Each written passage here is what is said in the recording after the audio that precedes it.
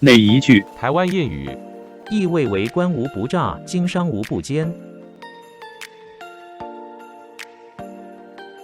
台湾谚语，取材于台湾闽南语常用词词典。欢迎乡亲们转发到自己的聊天组群，协助推广咱们的母语。多谢，感恩。台湾谚语，这瓜骗出来，这兄弟骗熟悉。意味为官无不诈，经商无不奸。